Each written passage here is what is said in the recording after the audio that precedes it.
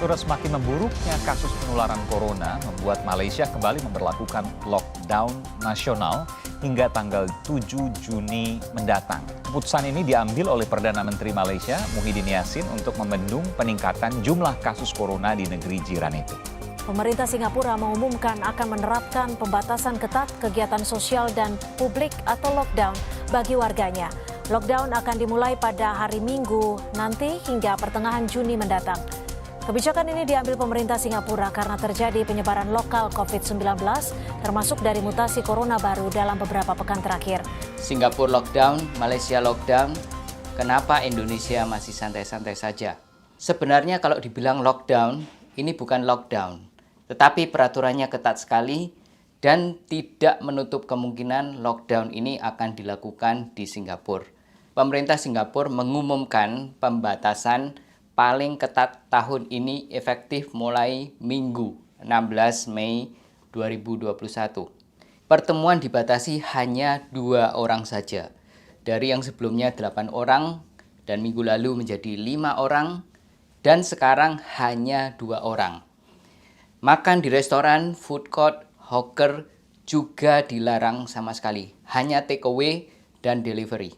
Singapura mengkonfirmasi 24 kasus penularan lokal dalam 24 jam dan ini dilaporkan pada hari Jumat 14 Mei.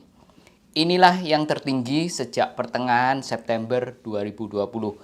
13 orang berhubungan dengan Changi Cluster. Pada saat ini ada 59 kasus yang berhubungan dengan Changi Cluster. 4 dinyatakan unlinked atau tidak berhubungan. Sesungguhnya kondisi di Singapura masih sangat aman. Tapi kenapa dilakukan pembatasan yang ketat seperti ini untuk meresponi 24 kasus per hari yang dalam ukuran Indonesia sangat kecil? Karena pemerintah Singapura mempertimbangkan segala hal, termasuk pengalaman yang terjadi di India. Kalau tidak bertindak sekarang, situasi ini mungkin sekali menjadi tidak terkendali seperti tsunami yang melindas semua orang tanpa ampun. Kalau tsunami ini sudah mulai, ini adalah kekuatan yang tidak bisa dibendung. Pandemi ini menjadi kekuatan yang tidak bisa dibendung. Dengarkan ini baik-baik, dunia ini sedang sebenarnya berperang melawan pandemi.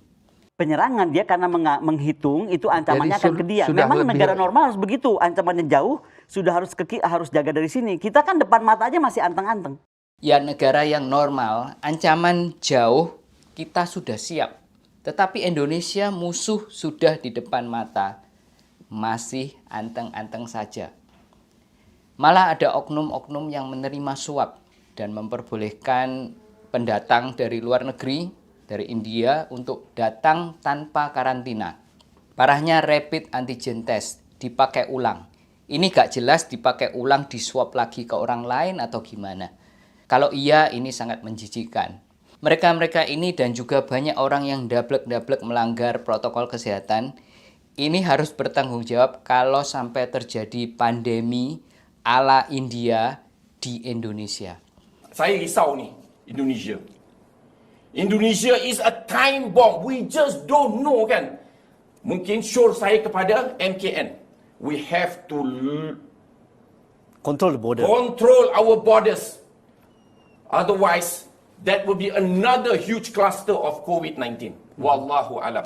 Oke, dalam situasi perang, hal yang paling aman yang bisa kita lakukan adalah mematuhi perintah dari pemimpin.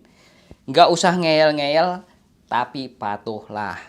Karena kalau yang terburuk terjadi, penyesalan kita semua ini tidak ada artinya. Apapun yang kita lakukan berdampak pada seluruh masyarakat. Jadi lakukanlah semua dengan penuh tanggung jawab. Tolong sebarkan video ini ke banyak orang, bukan karena untuk kepentingan pribadi saya, tetapi untuk kepentingan kita bersama.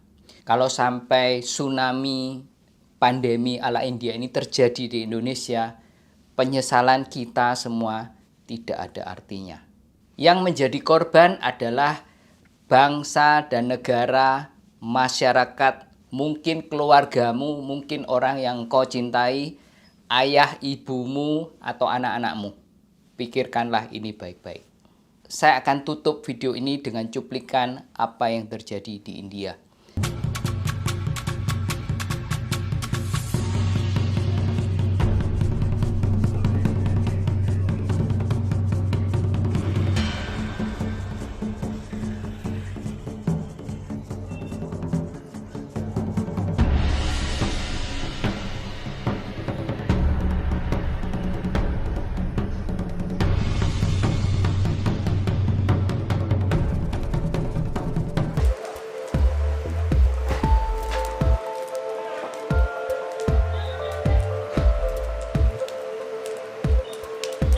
Picking up his cousin. 2 days back I picked up on my own uncle, and he died because we couldn't supply him oxygen. I was working in the mortuary van, I couldn't pick up the call, and the moment I was able to receive the call, he was already passed away. So it's really tough for us.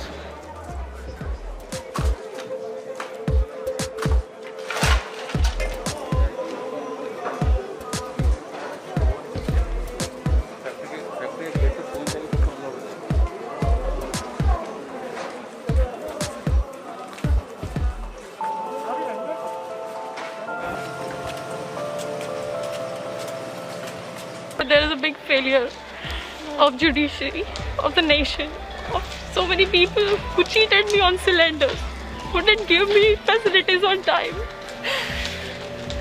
And my father couldn't get anything on time. Everything got delayed, everything.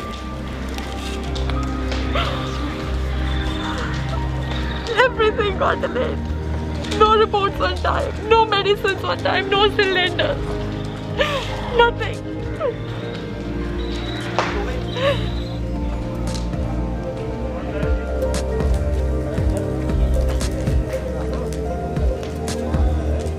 Semoga info-info ini bisa membuat kita melek kalau musuh ini sebenarnya sudah di depan mata kita.